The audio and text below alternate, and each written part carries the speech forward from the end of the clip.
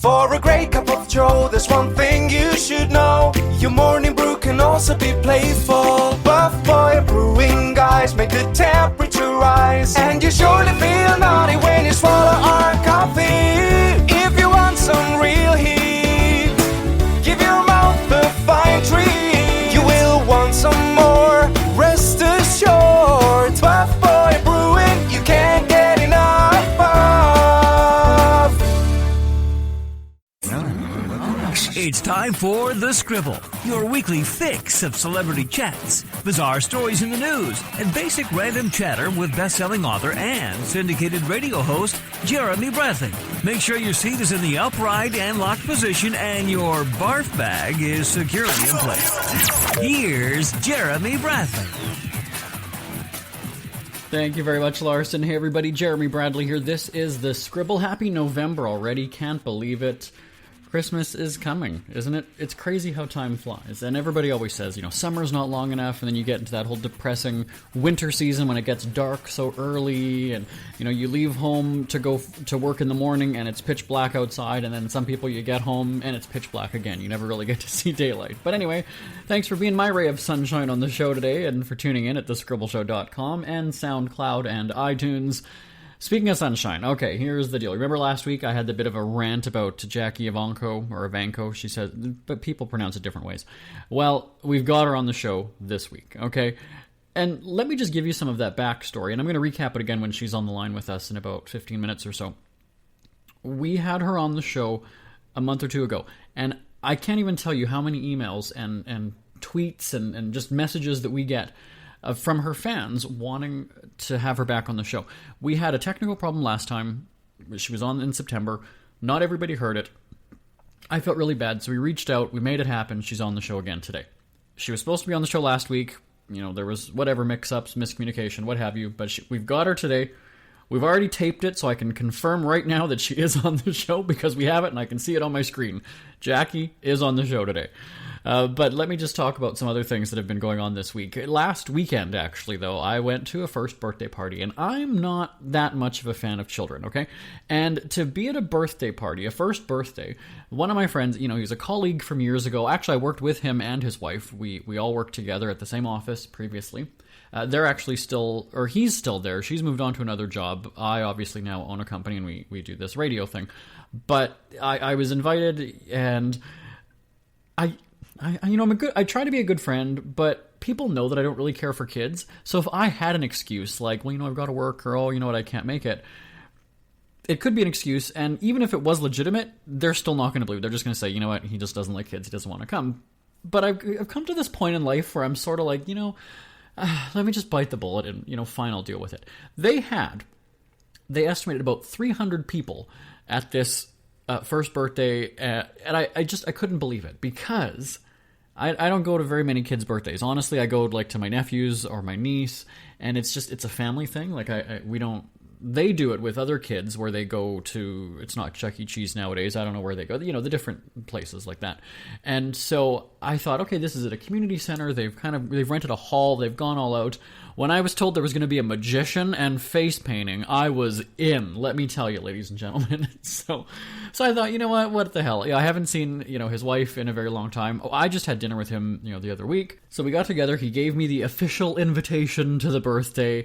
And because we had so much discussion about it and who's all going to be there, a bunch of our former coworkers and some friends that we have in common, and I felt like that kind of sealed the deal. It's like, you've already gone into this deep conversation about the event. You just can't not go now, right?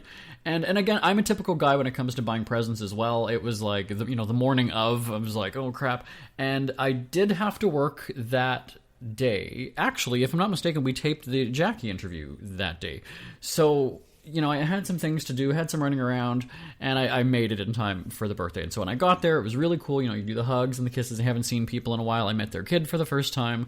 The magician was great. Now, of course, because I was, none of them have really seen me in a long time. Our former co-workers, colleagues, had nominated me to be the assistant, right? The volunteer from the audience for the magician. And I was just like, yeah, you know what? probably not. Because, he was going to pretend to cut somebody's head off or whatever the final trick was. And I was like, yeah, no. If it was David Copperfield or something, all right, I'll trust you, go with it, fine. Amateur magician at community center first birthday party? Probably not going to happen. So there was another guy there who, the wife of one of our former coworkers, had chimed in and, was sort of nominated to go up, and it was quite funny. So, I haven't been to an actual first birthday party at a venue, let's say, in quite some time, but it was fascinating. And so everybody at the time was saying, oh, go get your face painted, because they didn't think that I would. And again, just because I really don't care for kids. I don't play into the whole... I just don't know how to talk to them. It's just kind of weird. And so finally I just jokingly said, you know what? So, the dad of the first birthday boy and, another guy, I said, let's just go. Let's get our face paint, whatever. Fine, let's do it. And we did. And it was Spider-Man, because it was the day before Halloween, this birthday party. And Spider-Man completely done, like full on face paint on me. And I was incredible, because these people I thought would use like a pattern book, or not even a stencil, but just something. He did the lines exactly right. I couldn't believe it. And so then once I had my face painted, I was totally into the party. Like, that's when I arrived. I was there. And I was posing for pictures with kids and doing all these things. And so then the funniest part was that a bunch of, again, the coworkers, former coworkers, were, then posting pictures on Facebook and different platforms. And all of a sudden I'm getting, I've gone viral almost, because it's like, here he is getting wild. And so people are asking, how much did you have to drink? There was no booze there. I wasn't drinking at all. I just kind of said, you know what, whatever. Let's just enjoy the moment. I'm not going to be that person who's sitting there going, oh, the kids are around. Don't look at me. Don't talk to me, whatever. I'll admit I did that at first. But then once I got into it, I thought, you know what? Why not just have a good time? There's no sense in sitting here and being miserable or uncomfortable or whatever it was. It was a fun birthday. It was really good. And the next day was Halloween. Everybody asking if I was going to keep the face paint on for the next day. And I thought, my pillow is going to be so gross. They said, well, just sleep on your back. There's no way that you can sleep on your back for, 7 or 8 hours straight. You're going to move and your face isn't going to get pressed up against something when you sleep. Like, there's just no way. And so when I got home that night, though, I did a bunch of selfies with the dogs, because, I figured, when's the next time I'm going to have my face painted like this? Not anytime soon. And so then I thought, well, how do you get this off? Do I just take my soap in the bathroom and just wash my face with it? Or do I just use water? Like, what do I do? And so I had started to do that, just water cupped in my hands and splashing it on my face. And it ended up just being a big smeared, like, red, blacky, purple kind of mess on my face. So then I got worried. I was like, wait a second, is this not going to come off now? Like, I figured this stuff would just wash off, no problem. So then I go into the shower, and I was like, all right, well, let me use my coconut facial scrub, and I'll at least just take off the dead layers of skin as well, right? We'll see how that goes. And then sure enough, the whole bathtub full of, it was red, black, whatever. I don't know if there was blue. I guess it was just red and black. But mixed together, these two colors ended up sort of being a purpley, dark blue kind of color. And it was just kind of funny, because the color is just running down your body. It's running down my legs, and then the water's all that color in the tub. So it was really quite fascinating, though, how easy it did come off with soap. So if you are going to have a kid's birthday party, I say splurge for... And get this, by the way, because I overheard the conversation, and I'm not naming the couple, so I'm not going to embarrass them fully in public, but they paid the magician, who was up there for maybe about a half hour, like $450 to do... I mean, the routine was okay, right? He didn't just do, like, card tricks or whatever. It was quite visual. I don't know how many birds he pulled out of a hat or his sleeve or whatever, so there was quite a bit of prop usage. But yeah, $450. And then the face painting people, I don't remember exactly. Again, I did hear. But those two pieces of entertainment cost this couple about, I'd say, at least $700 or $800 just for those two bits. And then you've fed, again, almost 300 people. Granted, kids aren't going to eat as much as the adults, and maybe people wouldn't fill their plates just because of the type of event that it was. But there was a lot of family home cooking. There was just, the expense that they went through for a first birthday. And for me, the guy who wrote the book, the official guide, to being a cheapskate, I that's love. That's a parent's love right there. But in my book, I do tell you ways to have a cheap kid's birthday. So check that out, cheapskatebook.com. We're going to break off for a moment. Like I said, Jackie Evancho is coming up in just a little bit. Back here on the Scribble in just a moment. Ever had something to get off your chest but never had the balls to say it? That's a load of crap. Speak Free with JB.com is exactly what you've been waiting for. Your chance to tell it like it is and not care what anybody else thinks. Have your say on issues of the day. Join newspaper and radio columnist Jeremy Bradley as he tells it like it is. Hundreds of thousands of people have stopped by, including some well-known celebrities who have had a chat with JB and speak candidly about what's really going on in the world. You can join them too. Have a rant or a rave. Be brave and head on over to www.speakfreewithjb.com now. Back here on the Scribble, Jeremy Bradley once again at the controls. Just realized that by the time some of you might be listening to this, there could very well be a brand new president in the United States of America, and you probably know by now, if you're listening to this on Wednesday, Thursday, Friday, if Trump hasn't contested the results, that there might very well be riots, and I don't even know. There's a part of me that wants to go on record and say I predict violence and chaos and smashed windows and fires and everything's lit, but I don't want to do that. I want to think optimistically that this change, whether it's a female president or it's a business mogul, pervert, sexual assault predator, that there's a change coming for the next 4 years and that things are going to be good. But depending on, if you follow the political race, it sounds like there's a lot of people that just don't want either candidate. And unfortunately, you talk with your vote, right? So if you don't vote, then you only have yourself to blame for not participating. But then it's like, well, if I don't want to vote for either of them, what do I do? Well, perhaps you can vote for one of the other people that you really don't hear about, because there are others running for the race. So that's my political spiel. I take up, maybe a minute of your time. CNN is ridiculous, I think, that they're considering themselves the, election coverage channel, which is great because it's wall-to-wall coverage all the time. I joke, and I think I said this last week, that I walk by the TV randomly when we have it on up here, that it is sometimes on CNN, and for the most part, the word Trump is generally almost always on the screen. And so I wonder, once the election is over, now they're probably just going to go into 4 years of commentating and critiquing and criticizing the president, whether it's Trump or Clinton, or let's face it, it's going to be one of those two. So again, if you're listening to this after election night, you know what happened. For us, it is Friday, November 4th, and it's still anybody's guess. Another thing that I don't understand, by the way, is the polling and how this works, because they start to do these polls and research months and months and months in advance. So I don't understand why telling us what that really means. Are they trying to influence me because they say, well, you know what, the majority of the population likes person A, so am I supposed to interpret that as, okay, well, I might as well vote with the pack and vote for person A? Because then it changes so much as the campaign goes on, and this is coming from a person who, I don't really involve myself in politics. I do vote because that's just, we're told it's the right thing to do, but I'm not on one side or the other on the Clinton-Trump thing. I'm not saying yay, yay, her, yay, yay, him. I'm Canadian, and that's where I stand on things. Ask me about our politics, that's a different question. But anyway, so it's interesting that, we hear that, the final weekend leading into the election, that so-and-so is in the lead by this much percentage, and they need this, and whatever. And they're going, all these people spend so much money researching and polling and whatever. All you need is some scandal or to me, be in a bad mood on election day, and then all of a sudden I've gone and changed my mind and voted for the other person or somebody else. Like, I don't quite get it. And it's incredible to see how worked up these people get when they're having these debates on television. Like, I almost need blood pressure medication just watching them scream at each other. Like, it just seems so strange.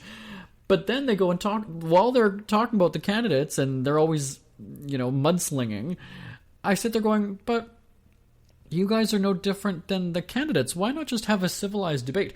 I've never understood. Now, again, as a Canadian watching the debates, it was sheer entertainment, and I know a lot of fellow Canadians felt the same way.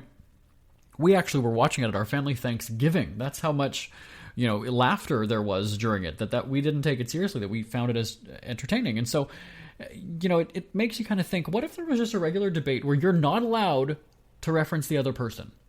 You can't. If you're asked a question about your policy on such and such, Iraq, Russia, whatever it is, you have to answer that question directly. Years ago I was doing a community newsletter in my hometown, and during our civic election for mayor, there were a couple elections that I had. I had reached out to all of the candidates. This was like a 1 or 2 page newsletter. I had said, you have 2 sentences to answer, whatever general question is about your campaign or your stand or your policy, what have you. And the rules were simple. There was no mudslinging. You couldn't give me 100-word sentence, like a rambling run-on sentence. It needed to be 2 regular length sentences, no mudslinging, directly answering the question. And I was surprised at how, even with that clear, explicit direction, people still didn't answer it directly. They didn't name names. They didn't name the competitors or anything like that, but it still was just kind of like, I would want you to focus a little bit more. If I ask you on your policy on Iraq, your answer should be, my policy on Iraq is da-da-da-da-da. Not, well, you know what Donald Trump did. He did. Because that just makes you look like an idiot. And I don't understand if these people get so much, Clinton's got decades of, service in the public sector and what have you, that you'd think that they'd be polished and get right to the point and be impactful with their words rather than taking the opportunity. You've got 2 minutes for your response. Why are you slamming the competition? I don't get it. Use the time about yourself. They said how much airtime or basic advertising Trump has been getting, and it's in the millions or billions or whatever at this point, because there's constantly all these stories about him. You're giving him all this screen time. So I don't understand, and I'm a member of the media, so but not news media that's doing that kind of thing. It just seems very strange that you're criticizing his campaign so much and highlighting all the scandals. Is that in an attempt to hurt the campaign, or are you really trying to just throw a wrench in it and score him votes because he's just going to look so bad that people will vote for him just to see what's going to happen? I don't know. I don't get it. And I think a lot of people have election overkill at this point, and they're tuning out because they're sick of hearing about it. And that also kind of makes me wonder, is that going to work against the whole concept of voting? Are people just going to say, you know what, screw the whole thing. I'm not voting, not paying attention, just I'll deal with the results, and that's that. So I think so much wall-to-wall coverage of the election could actually work against it. But we'll see. Like I said, if it's beyond Tuesday election night, you already know the answers to some of these questions. We are coming back with Jackie Evancho, and she's answering some of your questions right here on The Scribble. Isn't it crazy that you wait for payday, but before you know it, you're strapped for cash again? It's time to stop blowing your money and become a smart spender with the book, The Official Guide to Being an American Cheapskate, at cheapskatebook.com. Learn simple ways to cut costs at home every day and during special times of the year. Don't go broke at Christmas. Don't remortgage the house for a fancy vacation. The book is filled with tips to save you money throughout the year. Check out the best-selling book, The Official Guide to Being an American Cheapskate, at cheapskatebook.com or on Amazon and iTunes. Who are the Kardashians feuding with now? What did that little thug Justin Bieber do this time? Who's getting hitched? And who's headed for Splitsville? Hear the latest celebrity news and gossip every day on Entertainment Wrap-Up. The good, the bad, the ugly, but mostly the ridiculously hilarious. It's all recapped in this daily segment at entertainmentwrapup.com. Have a laugh at the expense of the rich and famous when they take themselves way too seriously. It's 3 minutes of time-wasting fun at entertainmentwrapup.com. Check out Entertainment Wrap-Up at entertainmentwrapup.com. Brought to you by Speak Free Books. Back by popular demand, and I mean demand. We've got her back on the show. Jackie Evancho from America's Got Talent is on the line. Hello, Jackie. Hi. Well, thanks for joining us again. I should explain, in case some people are wondering, you were just on the show a few weeks ago. We were on the red carpet together. I guess purple carpet, right, at David Foster's gala in Winnipeg. And what happened was listeners tuned in live were hearing us, and the audio was streaming then, but it didn't save for us to post it online. So we got a bunch of emails and DMs. People were not happy that we didn't have your interview online for them. So I said, you know what, let's have her back. And so here you are. So thank you so much. And I guess it's good timing now, too, because you've got the Christmas album out, right? Right. Yeah. So we'll talk about that in a second. But first, I want to ask you about your rise to success. Like I said, your fans are intense. I can't even tell you. You must know that. They love you. Yeah. What has it been like since your days on America's Got Talent? Just, it's been several years now. What's it been like? It's been crazy. I've been traveling everywhere, seeing a bunch of concerts and meeting amazing people that I never would have dreamt to be meeting. And my journey has just been, it's taken me a a lot farther than I ever thought I would get, and so I'm just extremely grateful. What surprised you the most since being off the show? About whether it's the music business or just the way things work? Because you've had to really get involved in everything in terms of production and promotion and marketing, right? I guess what surprises me the most is that there are so many aspects to the job that I never knew about, and so it kind of is just a really elaborate thing, and it feels great to be a part of it. You talked about meeting some interesting people. Now, aside from me, what's been the coolest experience of meeting somebody? Maybe you were a fan of theirs or they're a fan of yours. Do you have any memories that stick out? I've met so many fantastic people. I've met Catherine Jenkins, Tony Bennett, Josh Groban, but recently I met Andrea Bocelli in Italy, and that was a fantastic experience just because of the condition of everything. I mean, I was in Italy, there was great food, I was surrounded by beautiful artwork, so it was just a fantastic experience because I also got to perform with one of my greatest idols. Well, that's got to be crazy. So it goes from you knowing who they are to now them knowing you and you teaming up with them and working with them.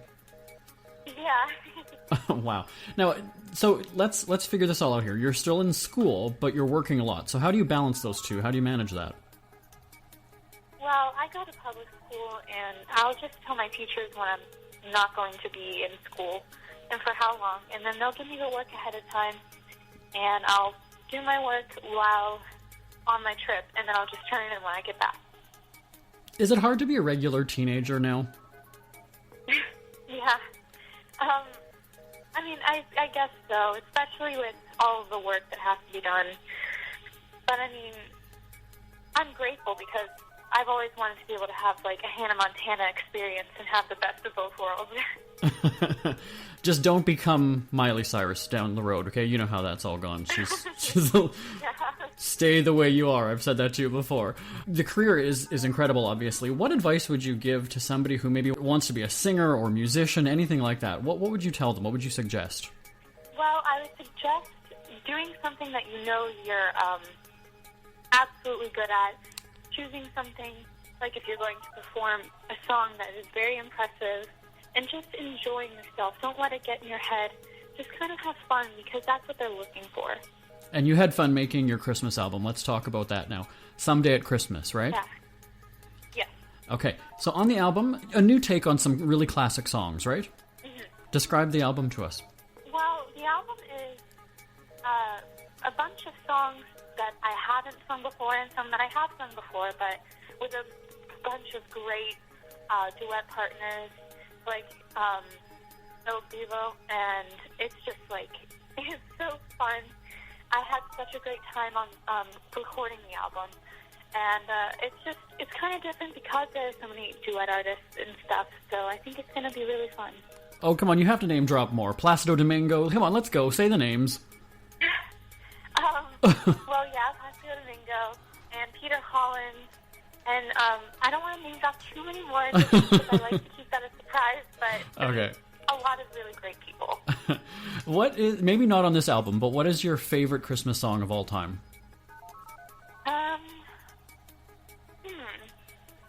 Christmas Waltz, actually. I really love that song. And then I also love the Canon in D with the children's choir that always plays on the radio because that's my parents' wedding song, and so I kind of just love listening to it. Ah, so it's got a special place in your heart. What do you look forward to most at Christmas? Like, take us inside a family holiday. Is there, like, tons of food? What happens? What do you guys do? Well, most of the times we spend, for example, Christmas with all of my family and relatives. We all meet at my grandma's house, and she makes a bunch of really good food, and Santa will come to visit the family and give, like, Christmas Eve gifts. And it's just, with my family, there's always a bunch of food and a bunch of family, so it works out great. Maybe it's too early, but what's on your Christmas list this year? What do you want? What's on your wish list? I know for a fact that I want a bunch of art supplies, like painting stuff and canvases, because I'm really into doing that. Well, that's cool. Very creative, right? It seems like that's kind of your thing, is expressing yourself through art, whether it's music, painting, what have you. Now I have to ask you about this post that you said about your album. What was Sony Masterworks thinking? Tell me about I won't read the rest. You tell me what was that about? What are you expressing here? Well, for the song that I did with Peter Holland, Hallelujah, we don't know what exactly happened, but the pitch of the whole entire song overall was bumped up. So Peter and I both sound like chipmunks, and so it's really amateur sounding, and I was actually very disappointed. We don't know who did it, but it's just a disappointment.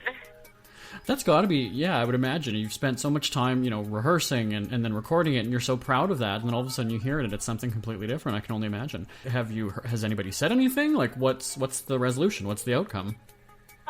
Well, all I know is that we're working on it to try and fix it. My parents are mainly taking control of that situation, because I'd imagine there's a lot of stern conversations that have to happen, and me being a 16-year-old, I probably wouldn't handle them so well.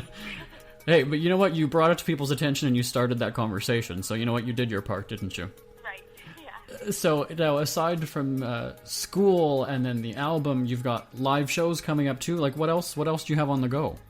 Well, I'm going to be starting a tour, I think a few concerts with Chris Mann, who was the Phantom of the Opera, or the Phantom in the Phantom of the Opera, and I'm really excited because that movie and show is my inspiration pretty much, and so I'm excited about that. And I'm also going to be starting my Holidays and Hits tour for the season, and I love singing Christmas songs, so I'm really excited about that. And I'm also going to be releasing a studio album early next year, I think around March, so I hope people enjoy it. Well, we'll have to have you back for that too. So, earlier we had people send in questions for you. We've had so many, we can't get to all of them. But we mentioned the tour, and somebody says they're from the Vancouver area. When are you going to come to Canada? And I have to say, you were just in Canada because we were hanging out when you were in Winnipeg. But any plans? Yeah, any plans for a tour of Canada though? Not that I know so far. But I absolutely love Canada, so I might need to talk with my people about that, because that would be a really fun tour. I love Canada. That's so cool that you have people. I love that. That's the best, Jackie. Come on. All right. So, one more time about the album. Where can people get it? Give us the name, your website, everything. Well, you can get the album. It's a Target exclusive, but you can get it on Amazon. It's available now. It's called Someday at Christmas. And I really hope you all enjoy it. Well, I said before, I remember her when she was this big, and now she's growing up, and now I feel really old. So thank you so much for that, Jackie. Well, thanks for joining us. Again, it's Someday at Christmas. Check it out at all those places that Jackie just said. And, we'll have to check in with you again next year for that new album. Oh, I hope so. All right. Thanks so much, Jackie. We appreciate it. Thank you. It's never too early to start thinking about your next holiday. Have you checked out Mexico recently? From tequila tasting, swimming with horses, to ziplining through the jungle and watching whales and dolphins in their natural habitat, Puerto Vallarta has it all. Visit mexico.jbonair.com to see all the fun PV has to offer. That's at mexico.jbonair.com for hundreds of photos, interviews, and videos from around the tourist hotspot. Check out mexico.jbonair.com for all the fun. That's mexico.jbonair.com. We hear you chirping. Get scribbling. Tweet up the Scribble at The Scribble Show. Join the discussion with Jeremy Bradley. It's all going down right now on Twitter at The Scribble Show and at thescribbleshow.com. Jeremy Bradley here, back on The Scribble in our final remaining moments. First, again, I want to thank Jackie for being on the show. Great chatting with her. It's really one of those moments that it takes you back because, the old cliche line, I remember her when she was this big. I really do remember her, and I thought it was great to meet her at 9-10 years old in Los Angeles at the AGT finales, and then in my hometown of Winnipeg, last month or 2 months ago, whatever it was, and then to have her on the line again talking about her Christmas album. It's kind of fun.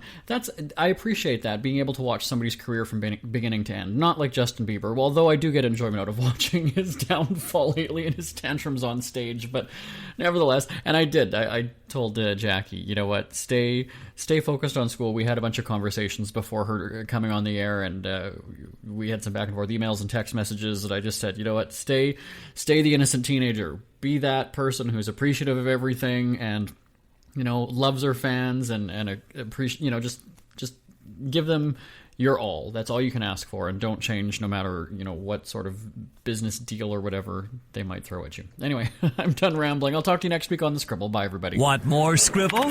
Check out thescribbleshow.com for past shows, celebrity interviews, cheapskate tips, and more. That's at thescribbleshow.com and on Twitter at The Scribble Show. The Scribble is a speak-free media presentation. If you want some real heat,